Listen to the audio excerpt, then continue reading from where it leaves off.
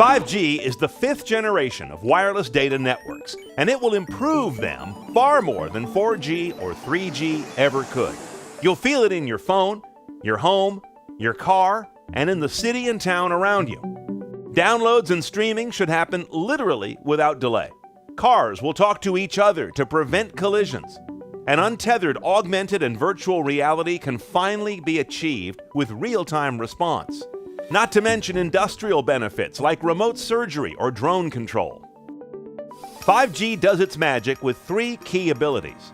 First, high bandwidth.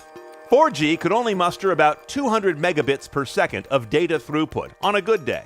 5G can handle up to 1 gigabit or more, that's 1,000 megabits a second, on up. Low latency. 4G suffers from around 100 milliseconds or so in response delay or latency. 5G reaction time can be as low as 1 millisecond, which makes everything happen virtually instantly. And dense connections. In a given square kilometer, 4G could only manage to connect about 1/10 the amount of devices as 5G can. If that's some of what 5G does, how does it do it? 5G uses new radio technology, the part of any wireless device that makes the connection. 5G uses some radio frequencies in a band known as sub-6, from 600 megahertz to 6 gigahertz, part of which is also used by current 4G LTE. But 5G will also use a higher band of radio frequencies, from 24 gigahertz to as high as 86. These much higher frequencies bring with them much higher data rates. Now, while these new 5G radio waves can carry more data with higher performance, they can't carry it as far. So 5G will use a lot of so-called small cells. These are small versions of the big cellular towers we all know. 5G will also use some new tricks in these small cells, like beamforming, to efficiently aim transmissions rather than just spray everything everywhere. The bottom line, though, you will need new phones, tablets, portable hotspots, and the like, with a 5G radio inside to connect to the new 5G networks. Your current 4G or even 3G gear can't tap into it. 5G networks will also position more data and computing resources closer to you that will avoid blunting 5G's low latency benefits. Most of us do think of phones when we think of wireless networks, but phones may actually be the least interesting thing about 5G. It will also power autonomous cars, so they have awareness of every other car, bike, pedestrian, and traffic signal around them.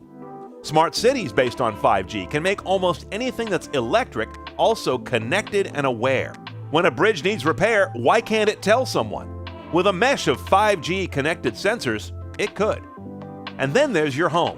5G will offer a new way to get internet there, eschewing cable or DSL, and one day maybe even obviating your Wi-Fi router altogether, as devices may just use 5G natively to connect directly to a wireless ISP. 5G has renewed concerns about the safety of cellular radio waves. Some cities have taken action to block 5G deployment.